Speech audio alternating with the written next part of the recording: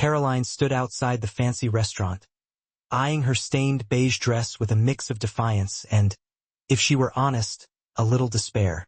At 59, she'd long ago stopped giving a darn what people thought of her appearance. The dress was splattered with mud across the front, a souvenir from helping Mrs. Wilson next door wrangle her escaped cat that morning. Coffee stains adorned the sleeves, a testament to her volunteer shift at the homeless shelter.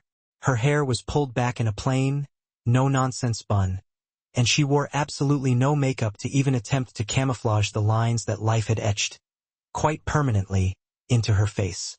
She'd gotten the invitation to this dinner just 3 days prior from her well-meaning niece, Rachel. "Aunt Caroline, please just try," Rachel had pleaded. "He's a nice man, successful, and he specifically asked to meet someone genuine. Just come to dinner. What's the worst that could happen?"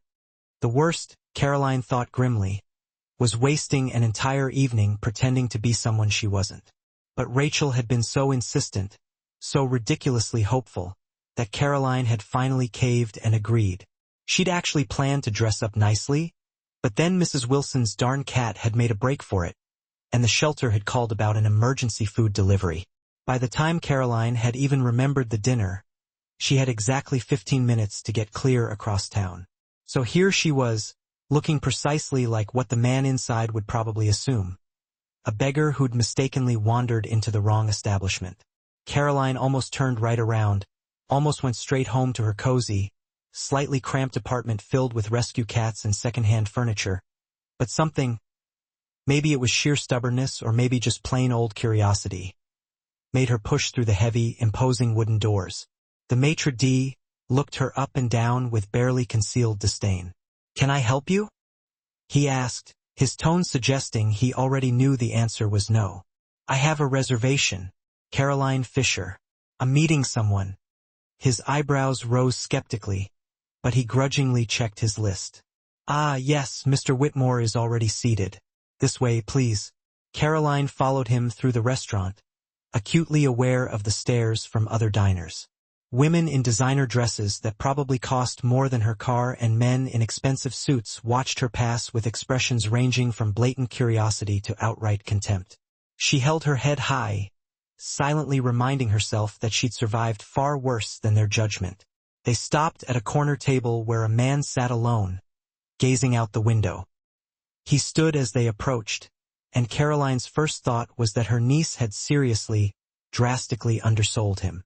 He was, maybe, in his early 40s, devastatingly handsome with dark hair and strong, chiseled features, wearing a perfectly tailored navy suit that probably cost more than Caroline's monthly rent, utilities included. This was clearly a mistake, she thought. "Mr. Whitmore, your guest has arrived," the maitre d' said with a sneer he didn't even bother to hide.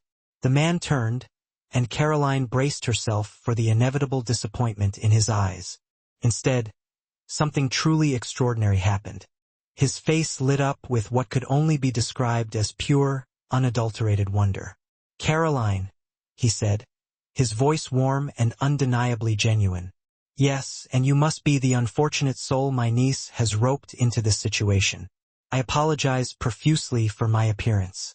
It's been a complicated day, to put it mildly, and I completely understand if you'd prefer not to be associated with someone who looks like they wandered straight in from a soup kitchen. I can absolutely leave no hard feelings." Instead of agreeing, he laughed. Actually laughed. A rich, booming sound that made several nearby diners turn to look in their direction. "Please sit down. I'm Julian Whitmore, and I can honestly say you're the most refreshing thing I've seen in months, maybe even years." Caroline sat down cautiously, still half expecting the other shoe to drop. Julian dismissed the maitre d' with a look that made the man practically scurry away, then focused his full attention on Caroline.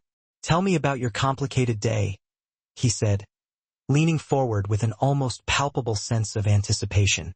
So Caroline did.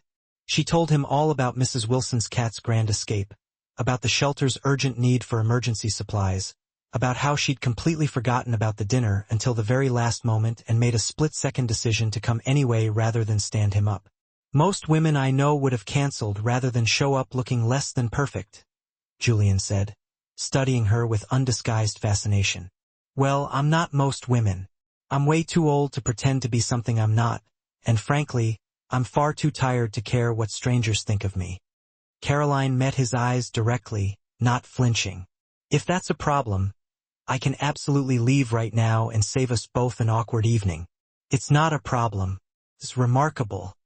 Julian leaned forward even more, his expression intense in a way that made Caroline's heart skip a beat, unexpectedly.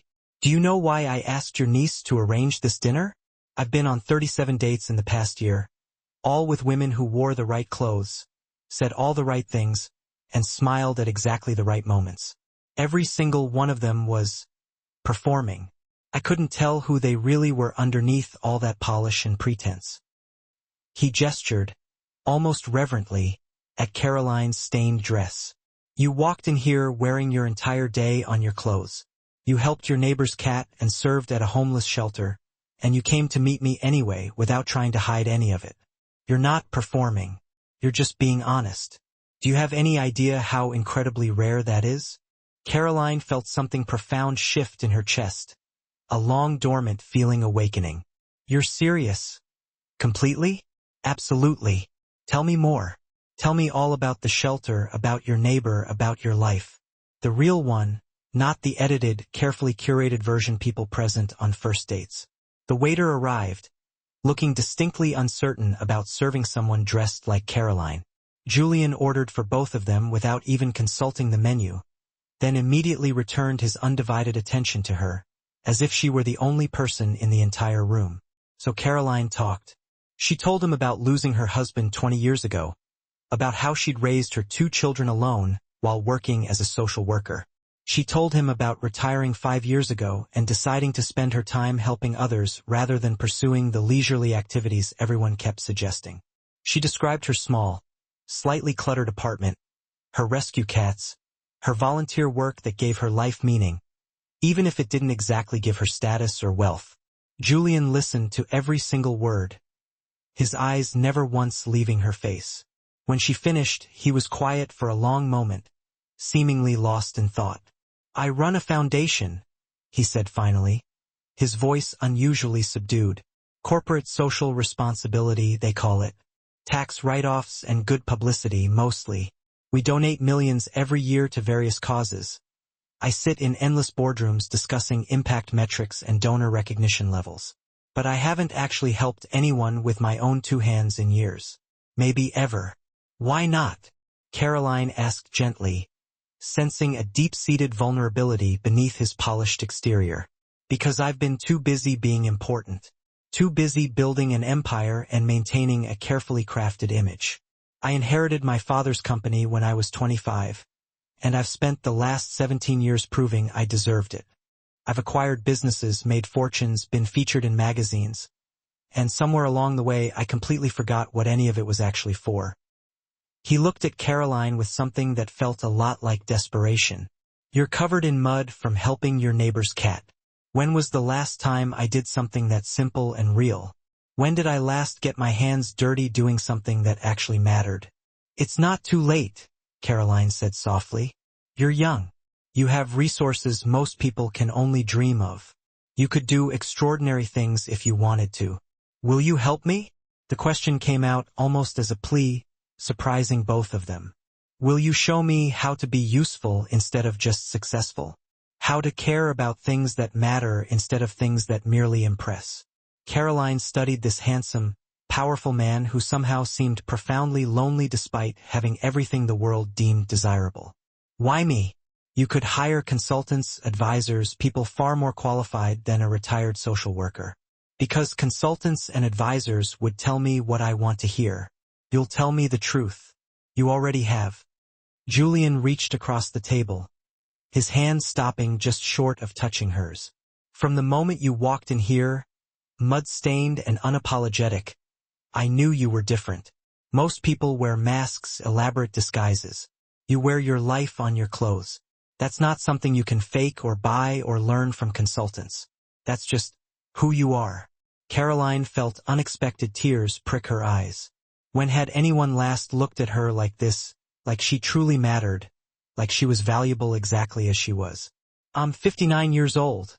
she said softly, her voice trembling slightly. I have wrinkles and gray hair and sensible shoes. I live in a tiny apartment with way too many cats. I spend my free time at homeless shelters and food banks. I'm not glamorous or sophisticated or any of the things a man like you should want. You're wrong. Julian's voice was firm, unwavering. You're everything a man like me should want but didn't even know how to find. You're genuine and compassionate and brave enough to walk into an expensive restaurant wearing mud stains because you prioritized helping others over impressing a complete stranger. You're exactly what I've been searching for. Probably my entire life. The rest of the dinner passed in a blur of conversation that felt more honest and authentic than any Caroline had experienced in years, maybe decades. Julian told her about his lonely childhood, about parents who'd valued achievement over affection, about building a life that looked absolutely perfect from the outside, while feeling completely hollow and empty inside. Caroline shared her own struggles, her fears about aging alone, her worry that her volunteer work was just a way to avoid admitting she was still lonely, too. I'm lonely too, Julian admitted, his voice barely a whisper. Surrounded by people all day and lonely every single night. The women I date want Julian Whitmore, the CEO, not Julian, the person who doesn't even know how to matter beyond making money. Then maybe, Caroline said carefully, tentatively, we could be lonely together for a while, until we figure out how not to be. Julian's smile transformed his entire face, erasing years of carefully cultivated seriousness. I'd like that, very much, starting now. Will you come somewhere with me? They left the restaurant together, and Julian insisted on paying despite the meal being barely touched. He led Caroline to his car, a sleek, ridiculously expensive vehicle that probably cost more than she'd earned in 5 years, and drove them across town to an area she knew intimately well, the neighborhood where her shelter operated. Show me, he said simply, his voice filled with an almost childlike eagerness. Show me what you do. Show me how to help. So Caroline did.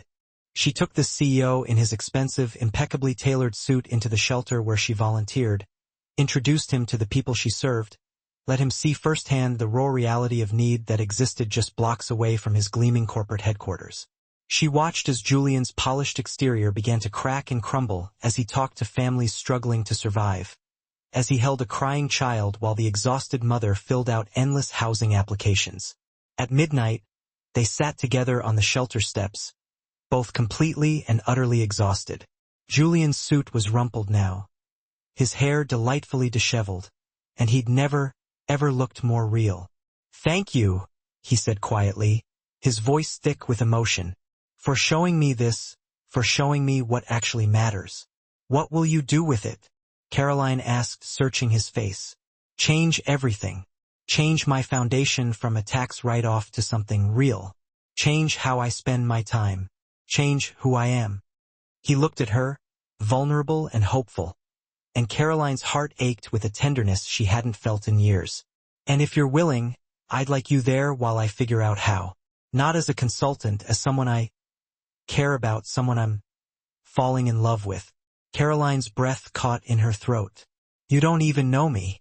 I know you showed up to a blind date dressed like a beggar because you were too busy helping others to worry about impressing me.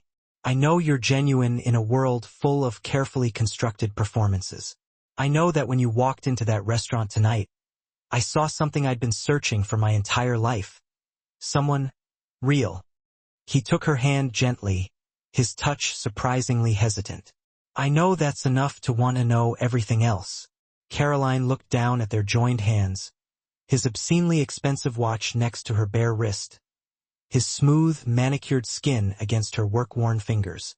They came from completely different worlds, different generations, almost completely different understandings of what life should be. But somehow, in this moment, none of that seemed to matter. I'm not going to change who I am, she warned, her voice barely above a whisper. I'm still going to wear mud-stained clothes and prioritize cats over appearances. I'm still going to spend my time in shelters instead of society parties. If that's not enough for you, eventually, it's better to know now. That's exactly what I want, Julian said firmly, his eyes locked on hers. Someone who will teach me that mud stains from helping neighbors are far more valuable than designer labels. Someone who will show me how to be useful instead of just important.